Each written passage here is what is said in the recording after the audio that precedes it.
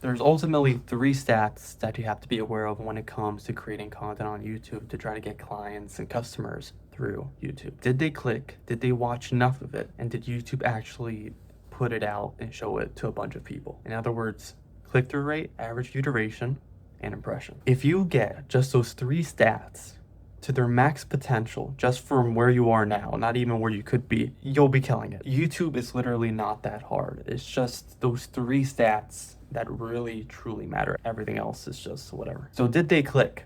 That comes down to the idea, the title, and the thumbnail. So did you come up with a good enough idea? Did you then create a title that portrayed it properly, and then a thumbnail that stopped and got the people's attention enough to then read the title for more context and click on the video? So you can see how well your video performed in this regard in terms of CTR.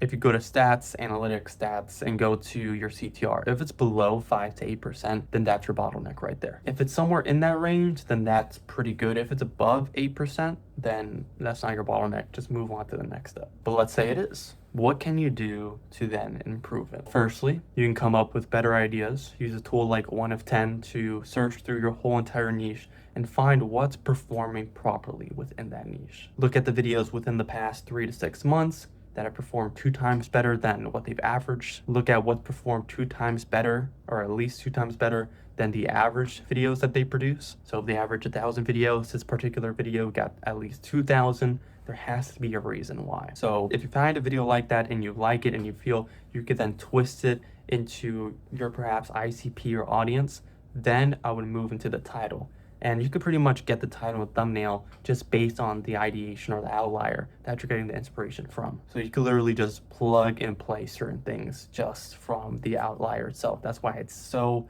critical that you get the outlier first, or the idea, because then that sets up everything else. In regards to what makes a good title, there's pretty much 4 pillars you have to be aware of. And I think this is the same with copywriting. It's new, easy, safe, big. Does it provide something new? Or does it portray that it is something new? Is it easy for them to do? For example, learn 1,000 hours of YouTube insights in 10 minutes. That's easy. Or just with these 5 steps or these 3 analytics you just gotta look into to properly, gain recognition of brand and clients off of YouTube. Safe, is it likely to happen? You can put something in quotes like guaranteed. You're more likely to watch a video that says you can make $100,000 in a day than a video that says you can make $10 a day in a day. Whatever one of those 4 that you can't really put into the title, maybe it just bloats it up too much, you could then kind of put it in the thumbnail so they could complement each other, right? So let's say you got new and easy in regards to the title, then you put big and safe into the thumbnail. So you could say, I don't know, $10,000 on a laptop plus Stripe, $10,000 one day. Once they click on the video, they need to stay, right? So the reason someone would stay is that they were enticed by the hook, then the video was structured in a way which kept them watching till the end. And that pretty much is the hook and the video structure. In regards to the hook, there's the 3 Ps: pain, proof, promise. Provide them the pain or show that you understand the pain. Proof, show them that you know what you're talking about. You help somebody do it, help yourself do it, something like that. And then promise what they'll ultimately get at the end of the video. You'll learn how to do X, Y, Z. Then in regards to video structure, let's say you show them 3 steps. Then each step, aka segments, so I'm gonna call them segments. So each segment has its own hook, is building some sort of tension, and then has a deliberate and clear as day payoff. So a hook for, let's say, the CTA section is, hey, if people don't click on the video, there's no point of the video. The tension is that I'm telling you, hey, you need to focus on your title, your thumbnail, your ideas. The tension is, how do you make them? How do you make those ideas? How do you come up with good ideas, with good titles, with good thumbnails? And then the payoff is pretty much everything I said after that, is how to do exactly that. So you were hooked. It was creating some sort of tension, like, okay, let me keep watching because I gotta learn this too if I want to do what I want to do. And then after that is the payoff. Okay, now I know. That's where you want to stop people from clicking off, where, okay, you complete step 1, but you also need, remember, complete step 2. You need complete step 2 if you want to get to step 3, which will then complete what you want to complete, which is what I showed you or told you in the video you were going to get. So pretty much in a very easy to understand nutshell, that is what video structure should be. Within each segment, so 3 steps, let's say for example, could be 5, could be 10, could be whatever. Hook, tension, payoff. Hook, tension, payoff. Hook, tension, payoff. Just again and again until the very end, which you can just do a really quick recap and get them right into the next video. Now, when you look at your retention graph, there's gonna be different types of graphs and looks to them. The main three that I found is firstly, the early sharp drop off. So if you just see like after 3 seconds, a sharp just down, like it goes completely down from, of course, 100, because everyone had clicked on it right there, 100,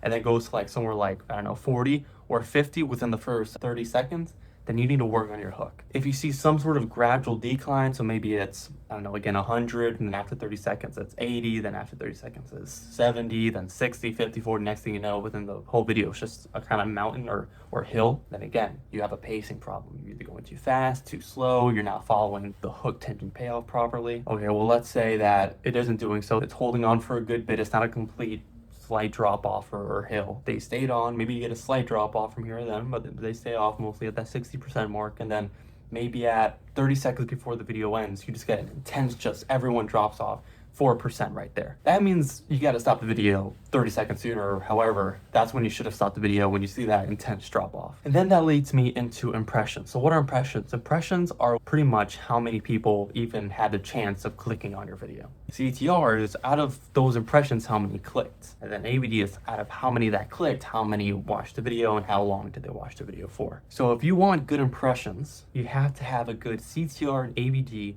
with the audience YouTube gives you in the first place. What I like to call that is your core audience. I like to think of them, or the whole YouTube landscape of how many views you can get rather, is your core, casual, and broad audience. So your core is what YouTube will test your audience with. They're the people that really want to buy your stuff, your exact ICP, and just perfect for you. Then you have your casual, which are people maybe a little bit more outside of your ICP, but are still interested in the overarching topic. And then broad is just people who are just interested, for example, in regards to this channel, those who just are looking into starting a YouTube channel just in general, not really for promoting their service or business, but just overall just looking to start some sort of YouTube channel or content. So the better you do with the audience you have, the more YouTube is likely to present to you the best audience. So the better you do with the audience that YouTube gives you in the first place, the more audiences it will unlock for you. That's why you see on some videos, you know, you might have a video that got 1,000 views and it got, I don't know, 10% CTR, that's great. But let's say you got a video with 100,000 views, but only 3% clicked on the video. Well, doing the math here, 10% of 1,000 is of course 100. Then 10% of 100,000 is 10,000. So although the CTR could be better on one video, ultimately the impressions is what guides the CTR. Like if you show, you know, when you were a kid, your mom, like a photo that you drew and your mom's like, wow, that's amazing. You go show someone on the street, they're more than likely to say, this is horrible. You know, if you show someone in your core audience something, they're like, wow, this is amazing. I'm gonna click on it. I'm gonna watch till the very end. And then you show someone within your broad audience, they're more than likely gonna be like, maybe I'll click on it, maybe I'll drop off in the middle. That's why analytics too also don't mean a whole lot. You have to look in the grand scheme of things. It won't be until a YouTube strategist creates his own AI using his systems that work for that demographic, that audience, that ICP, it won't be until then that AI will replace a consultant. Unless a YouTube consultant creates an AI to replace YouTube consultants will not be replaced. That's my belief, at least. So again, there's a ton of YouTube stats and analytics. The three main ones are CTR, ABD, and impressions.